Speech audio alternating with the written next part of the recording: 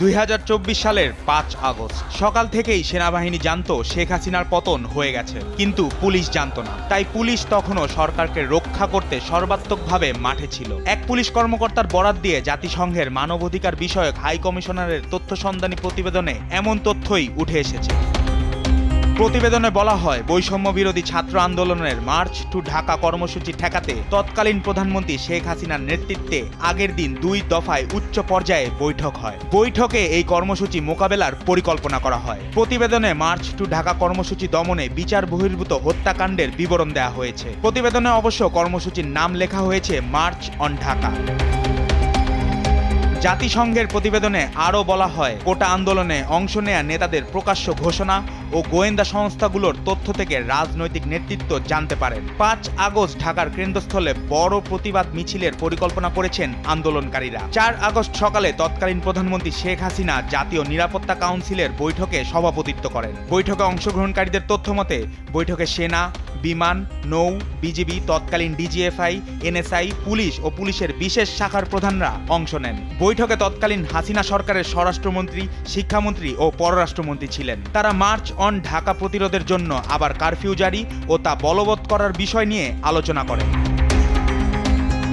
বৈঠকের পর স্বরাষ্ট্র মন্ত্রণালয় ঘোষণা দেয়, কোনো বিরতি ছাড়াই অনির্দিষ্টকালের জন্য কঠোর কারফিউ চলবে। আন্দোলনকারীদের সন্ত্রাসী হিসাবে আখ্যায়িত করে প্রধানমন্ত্রী একটি বিবৃতি দেন। তিনি আন্দোলনকারীদের শক্ত হাতে দমন করার আহ্বান জানান দেশবাসীকে।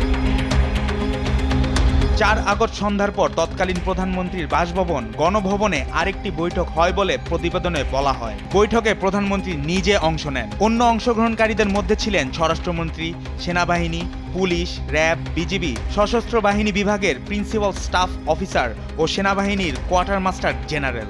জ্যেষ্ঠ কর্মকর্তাদের দেয়া তথ্য মতে বৈঠকে সেনাপ্রধান ও অন্যান্য নিরাপত্তা কর্মকর্তার ঢাকা রক্ষার বিষয়ে আবারও প্রধানমন্ত্রীকে আশ্বস্ত করেছিলেন।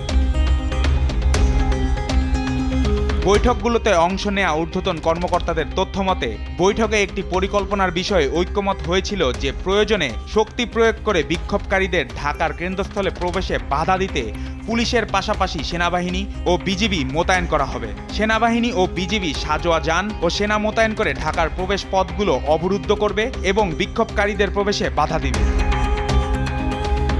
শেখ হাসিনার ব্যক্তিগত নিরাপত্তা বাহিনী স্পেশাল সিকিউরিটি ফোর্সের তৎকালীন মহাপরিচালক 5 আগস্ট প্রথম প্রহরে বিজিবির মহাপরিচালককে পরপর 2টি হোয়াটসঅ্যাপ বার্তা পাঠান। সেই বার্তাগুলোই কি ছিল তা জাতিসংঘের প্রতিবেদনে উঠে এসেছে। তথ্য অনুসারে ওই 2টি বার্তায় প্রথমটি ছিল একটি ফরওয়ার্ড করা সম্প্রচারিত বার্তা, যা আন্দোলনের নেতাদের বলে মনে হয়।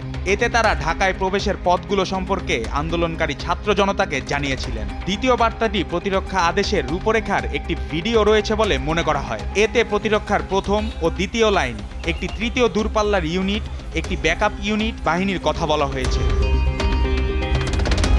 5 আগস্ট সকালে সেনাবাহিনী ও বিজিবি সদস্যরা মূলত দাঁড়িয়েছিলেন। পরিকল্পনা অনুযায়ী তারা তাদের উপর অর্পিত ভূমিকা পালন করেননি। প্রতিবেদনে একজন জ্যেষ্ঠ কর্মকর্তার বরাতে বলা হয়, সেনাবাহিনী যে বাহিনী মোতায়েনের প্রতিশ্রুতি দিয়েছিল সেটা তারা মোতায়েন করেনি। আরেকজন জ্যেষ্ঠ কর্মকর্তা বলেছেন, বিজিবি প্রতি ঘন্টায় বিভিন্ন প্রবেশ পথ দিয়ে প্রায় 10,000 থেকে 15,000 বিক্ষোভকারীকে ঢুকতে দিয়েছে, যা তাদের নিয়ন্ত্রণ করার কথা ছিল। তৃতীয় একজন জ্যেষ্ঠ কর্মকর্তা তখনকার পরিস্থিতি স্মরণ করে বলেছেন, সিসিটিভি ফুটেজে 500 থেকে 600 বিক্ষোভকারীকে সেনাবাহিনীর বাধা ছাড়াই উত্তরা থেকে ঢাকার কেন্দ্রস্থলের দিকে আসতে দেখে তিনি বুঝতে পেরেছিলেন কিছু একটা গড়বড় হচ্ছে। চতুর্থ আরেকজন জ্যেষ্ঠ কর্মকর্তা ব্যক্তিগতভাবে প্রধানমন্ত্রীকে ফোন করে জানিয়েছিলেন পরিকল্পনা অনুযায়ী কাজ হচ্ছে না।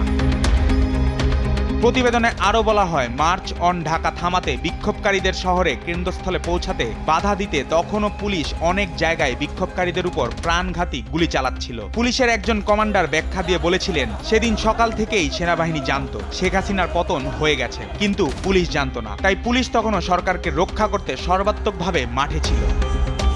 ক্ষমতায় টিকে থাকতে এভাবেই পরিকল্পনা করেছিলেন তৎকালীন হাসিনা সরকার। জাতিসংঘের মানবাধিকার বিষয়ক হাই কমিশনারের দপ্তরে তথ্য সন্ধানী প্রতিবেদনে উঠে এসেছে এসব তথ্য। নিউজ ডেস্ক, দেশ টিভি।